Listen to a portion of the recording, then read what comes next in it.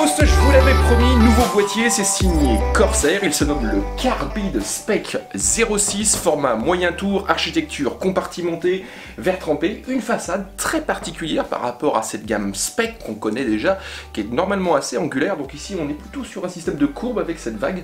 Donc ce que je vous propose au niveau de la vidéo, c'est qu'on fasse un petit tour d'horizon de ses caractéristiques, on regardera également quelques prestations en termes de refroidissement et de silence, et on se retrouvera comme d'habitude sur le site pour un test plus complet.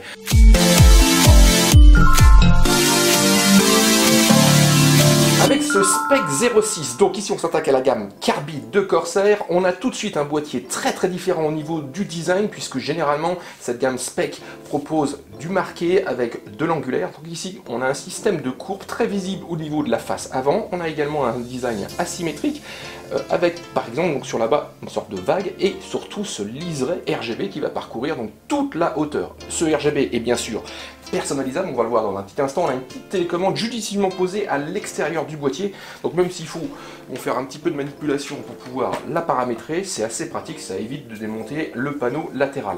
Au niveau du boîtier en lui-même, on a un format moyen tour qui permet de l'utiliser sur un bureau, alors je vous l'ai mis, donc là on voit bien, il y a l'écran à côté, donc là ça passe assez bien. Au niveau des dimensions, on est sur du 474 par 215 pour une hauteur de 455 mm. On retrouve un châssis en acier, l'usage de plastique au niveau donc de la face avant. On a également un liseré ici qui va apporter un contraste avec ce noir généralisé. Le boîtier propose du verre trempé au niveau latéral, une large fenêtre pour exposer la configuration, et on va retrouver, on va le voir, deux ventilateurs en natif qui vont s'occuper, eux, d'apporter de l'air frais et de l'extraire au niveau de la configuration. Le boîtier est totalement filtré au niveau de toutes ces ouvertures, donc on va retrouver un filtre à l'avant. Sur le haut, il est magnétique, comme ceci, et on va retrouver également, on le verra tout à l'heure, un filtre au niveau du bloc d'alimentation. L'accès au filtre avant, il faut juste démonter la façade. Juste avant, on va peut-être regarder la connectique. On retrouve ici, c'est plutôt classique, un petit bouton power, deux ports USB 3.0, des classiques jack audio micro casque et un petit bouton reset. Pour revenir au niveau de la façade, c'est très simple. Je la prends, je la tire vers moi, comme ceci. Et ici, alors faites bien attention, on a un petit filtre, c'est pour le rétroéclairage, et ça libère donc ce filtre à poussière. Et on peut voir également ici que j'ai un ventilateur en action. Et au niveau du filtre, on a un petit maintien magnétique sur le haut. Donc là, au niveau de l'entretien, c'est pas très compliqué.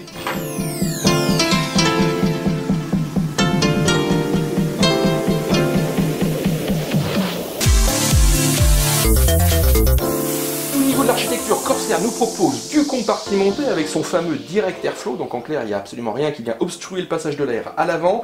De base, le boîtier est livré avec deux ventilateurs, un de 120 mm qui va apporter de l'air frais et un autre de 120 mm à l'arrière qui va extraire l'air chaud. Au niveau de l'architecture, on va retrouver donc deux chambres séparées par un cache en métal, c'est assez bien fini. En plus, on retrouve quelques petites ouvertures pour le passage des claves et en particulier les deux faisceaux. Donc là, j'en ai deux pour ma carte graphique, donc en PCI Express. Au niveau de la compatibilité, prise en charge, ATX, micro ATX et mini ITX, la carte graphique bénéficie d'un espace plutôt conséquent. 370 mm au niveau de sa longueur. On peut installer un ventirad assez massif, 170 mm. On peut bien sûr faire évoluer le refroidissement. À l'avant, on peut installer 3 ventilateurs de 120 ou 2 de 140. Et sur le haut, on peut passer sur 2 fois 120 ou 1 fois 140. Et enfin, si vous êtes un adepte du water cooling, là, bien sûr, on a une ouverture qui va permettre l'installation d'un radiateur. Donc ici, à l'avant, on peut mettre du 360, 280 ou encore du 240. Et sur le haut, on peut installer également un 240 mm.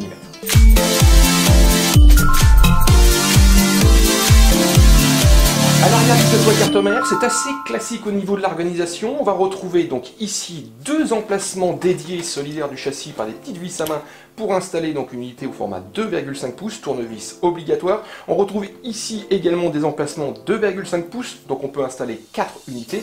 Et vous retrouverez sur le bas une cage HDD équipée de 2 tiroirs, où on peut donc installer un disque dur 3,5 pouces ou encore un SSD. Je vous en parlais tout à l'heure, c'est l'espace disponible au niveau du bloc d'alimentation. Donc ici j'ai quand même un bloc assez conséquent.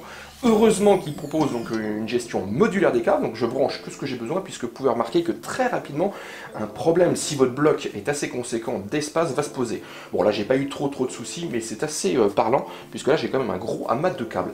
Au niveau des attaches, c'est bien disposé, ça se situe un petit peu partout, il y a vraiment de quoi faire. Rapidement on on arrive à un bilan assez positif, à bien plaquer les gros faisceaux comme le 24 broches à destination de la carte mère pour pouvoir refermer correctement le panneau latéral. Juste avant qu'on attaque les différents résultats au niveau de ce boîtier, petite remarque donc vis-à-vis de l'arrière, on va retrouver cette télécommande, je vous en parlais, on va avoir 3 boutons, un bouton mode, un bouton color et un bouton speed. Le but c'est de pouvoir bien sûr personnaliser le rétroéclairage de la face avant, donc ici color ça porte bien son nom, vous pourrez choisir différentes couleurs, effet, vous avez bien compris, et ensuite speed, eh ben, vous pouvez gérer la vitesse. Donc au niveau des performances, juste avant, vous avez remarqué, j'ai pas fermé le panneau, je vous dirais pas que j'ai pas fait exprès, mais c'est vrai.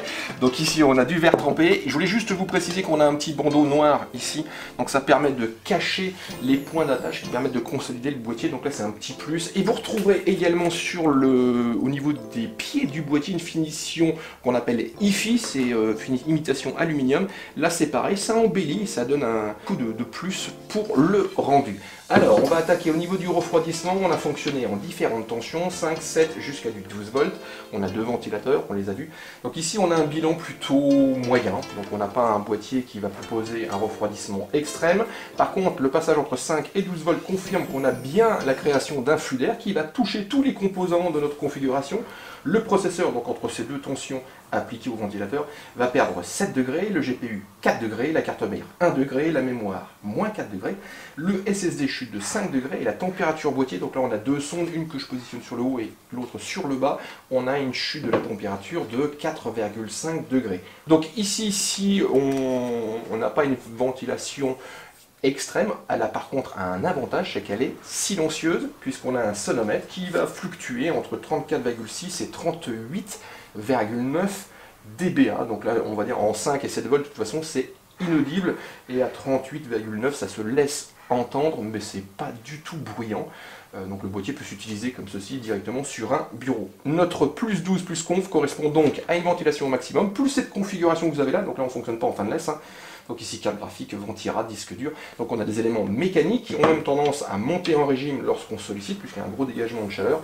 Donc ici, on a un sonomètre qui se stabilise à 42,1. Là, c'est pareil, on est grosso modo dans une moyenne, on va dire plutôt haute comme résultat. Enfin, on a testé le boîtier avec un disque dur mécanique. Alors si on yield, c'est parfait. Par contre, lorsqu'on le disque est fortement sollicité, on a un sonomètre qui monte à 43,7 dBA. Donc du coup là on est quand même sur la partie très haute, on a un châssis qui a tendance à amplifier les vibrations du disque dur. Donc si cette petite vidéo vous a plu, n'hésitez surtout pas, petit pouce en l'air, ça fait vraiment plaisir, partagez. Moi je vous donne rendez-vous très prochainement sur la chaîne pour de nouvelles nouveautés.